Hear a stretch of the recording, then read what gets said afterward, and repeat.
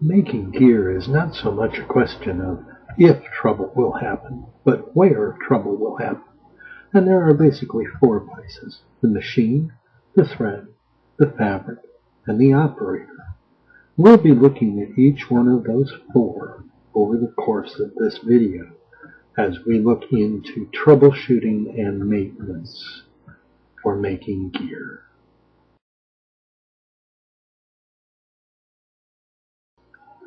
All machines need lubrication. The best source for that information is the owner's manual. If you don't have the owner's manual, then you need to talk to a dealer and find out where you need to lubricate that machine. Use light machine oil only. Don't use anything else. And invest in a pinpoint oil applicator, which will let you put just drops where they need to be. Too much oil is as bad as not enough oil. You need a very light touch, just a few drops, and only where the manufacturer says to put it. Under no circumstances should you use WD-40. It's a fine product for a lot of uses, but not for sewing machines. Use light machine oil only. Machines need to be cleaned periodically. Clean the thread path of the machine with a soft brush, following down the direction that the thread goes, making sure to get all the dust and fibers off. Synthetic fabrics particularly collect static electricity and make it very easy for dust and fluff to get bollocksed up in there. So you clean out the thread path, you clean out the bobbin case and the bobbin shuttle, and also clean around under the feed dogs.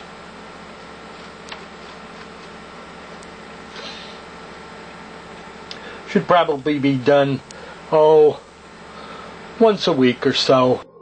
Internal adjustments are best left to the pros, particularly on electronic machines. Computer boards are really hard to fix if you don't know what you're doing.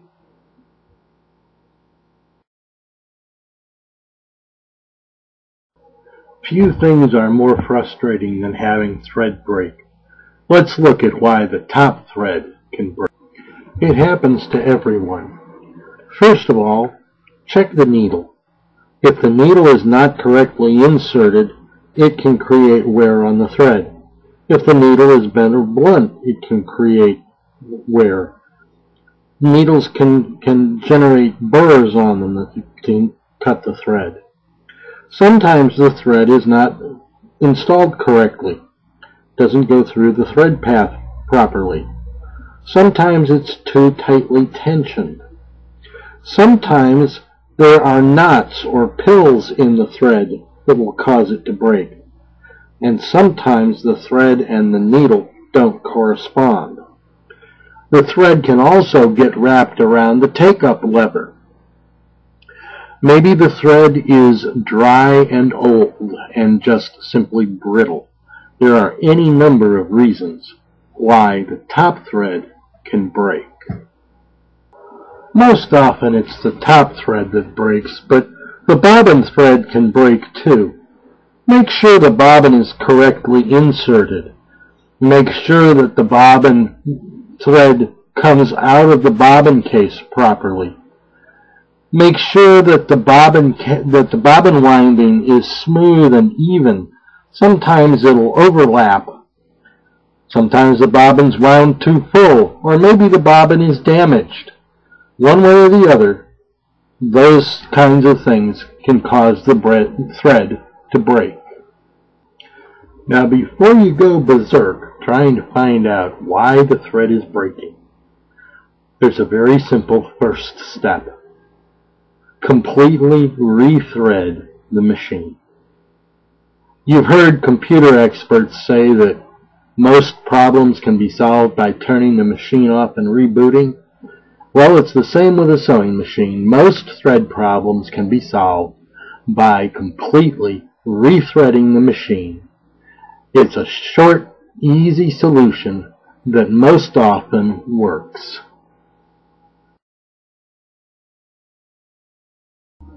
This mess is a classic case of too loose tension on the top thread that lets it all bunch up on the bottom.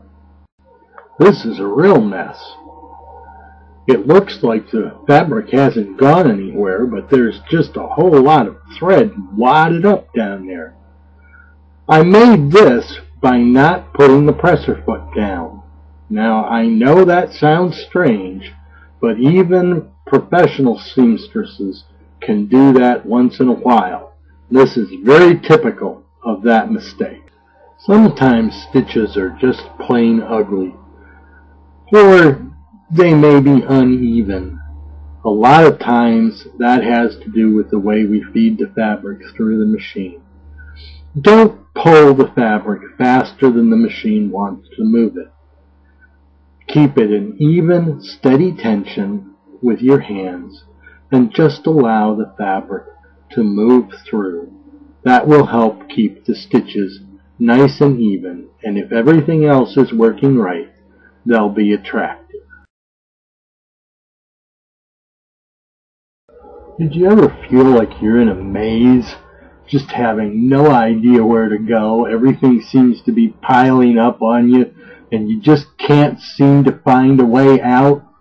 Well, sewing can be a lot like that. Making gear can be a lot like that. There's a lot of confusion and a lot of confusing things when you first get started.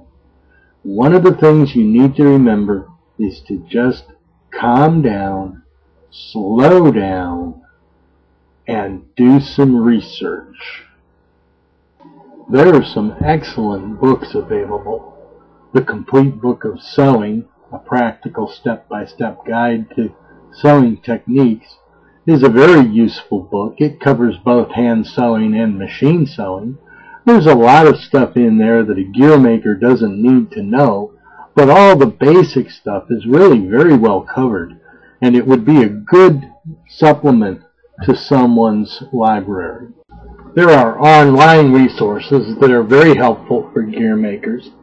hammockforums.net is the website that these videos are being made for.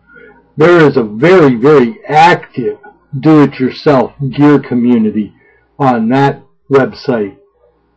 There are professional sewers on that website. There are all sorts of resources there that can help you come up with the solutions to the problems that you're having. And finally, don't forget the dealers. Those folks who run sewing machine stores usually offer lessons to people, and they can be very, very helpful. There's nothing like learning from a pro. So there are all sorts of options and resources available for you. Make use of them.